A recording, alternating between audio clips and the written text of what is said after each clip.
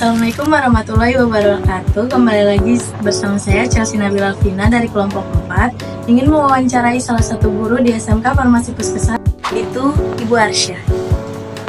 Untuk pertanyaan pertama, bagaimana cara memanage waktu saat membuat skripsi dan mengajar?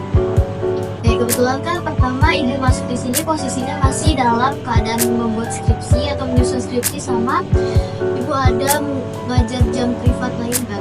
Tapi bagaimana memanage waktu? Yang pertama, ibu biasanya H-1 itu ibu selalu bikin rundown atau kegiatan ibu sebelum kegiatan tersebut. Misalnya dimulai dari bangun tidur sampai ibu tidur kembali. Jadi itu tersusun dengan rapi. Dan cara menyusunnya, jadi kalau untuk mengajar itu biasanya ada di jam pagi sampai sore. Nah, tapi ketika pulang, langsung beberes, langsung menyiapkan bahan ajar untuk besok. Lalu dilanjutkan lagi malamnya dengan proses pembuatan atau penyusunan skripsi. Nah, begitu juga. Jadi kalaupun penyusunan skripsinya sudah selesai, ini bisa dilanjutkan dengan kegiatan belajar atau membaca buku. Pertanyaan kedua yaitu bagaimana cara membuat model pembelajaran untuk anak farmasi? Cara membuat model pembelajaran itu dilihat dari beberapa. Yang pertama, kemampuan siswa. Terus yang kedua dilihat dari kekompleksan atau kerumitan dari materi tersebut. Sama yang ketiga dilihat dari waktu yang tersedia. Misalnya untuk model pembelajaran dilihat dari yang kita bahas ini terkait kemampuan awal peserta didik. Makanya itu kita mengasih atau biasa ngasih tugas awal dan disitu diukur bagaimana kemampuan peserta didik. Nah, dari kemampuan awal ini kita bisa diagnostik awal, kita bisa melihat nih model apa yang lebih cocok untuk diterapkan di kelas tersebut.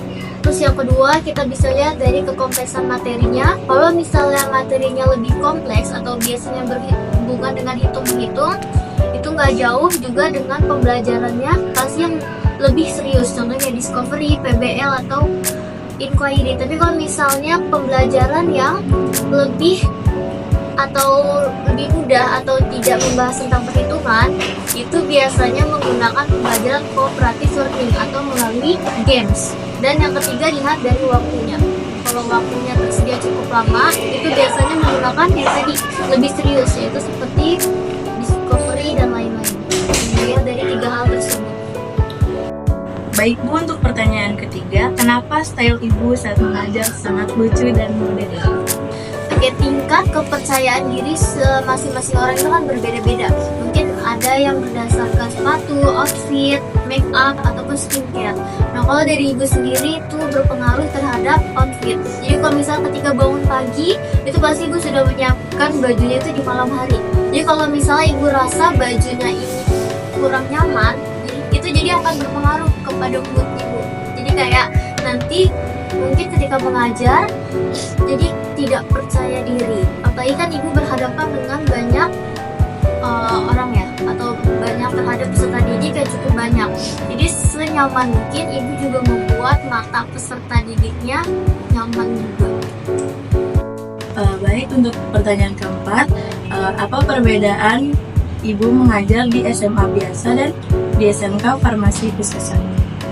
Oke, untuk perbedaan pasti yang pertama ini dalam mata pelajarannya ya, atau materinya. Mungkin kalau untuk SMA negeri dia mungkin termasuknya ke materi yang masih mudah-mudah atau materi itu tidak banyak gitu. Tapi kalau udah masuk ke SMK Farmasi, seperti kayak ada materi analisis atau identifikasi kation anion, pemeriksaan pendahuluan, titrasi, itu sudah atau biasa dibahas di perkuliahan. Lebih detail di perkuliahan, tapi karena di ini SMK Farmasi, makanya cukup yang membedakan itu cukup jauh ya terhadap materi. Jadi mungkin ibu katakan untuk kimia lebih sulit di SMK Farmasi dibanding SMA biasa. Nah, terus yang kedua mungkin untuk anak-anaknya atau siswanya.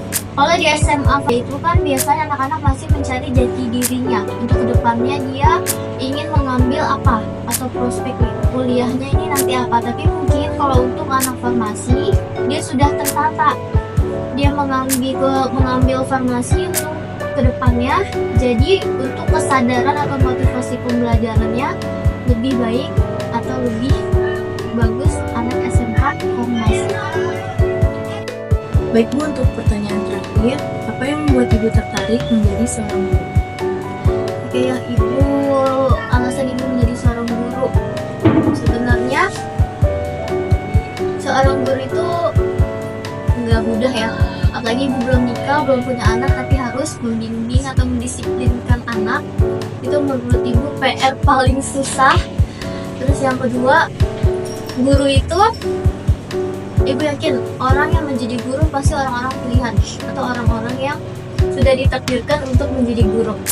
Terus yang ketiga mungkin ketika menjadi guru itu juga menjadi tempat belajar ibu sendiri, baik untuk pembelajaran materi. Jadi ketika mengajar pun itu pasti guru itu lebih belajar lagi. Kenapa kalian mungkin nanya guru itu kenapa bisa paham semuanya? Mungkin karena itu guru sebelum berangkat itu pasti guru memahami materi atau pelajaran tersebut dulu. Sebelum kalian jawab soal, guru itu harus lebih bisa menguasai atau menjawab soal tersebut. Makanya guru itu bisa dikatakan sebagai tempat belajar. Karena selain itu juga mungkin untuk saat ini guru-guru itu ada beberapa yang berpikiran belum bisa menimbangkan secara finansial. Makanya guru-guru itu belajar untuk menimbangkan atau menyumbangkan agar masa depan bangsa atau masa depan generasi selanjutnya itu lebih emas lagi dengan cara menyumbangkan waktu dan materi atau ilmu yang sudah dimiliki. Baik Ibu Arsya, terima kasih sudah menjawab pertanyaan kami. Jawaban Ibu sangat menarik dan saya akhiri. Terima kasih. Wassalamualaikum warahmatullahi wabarakatuh.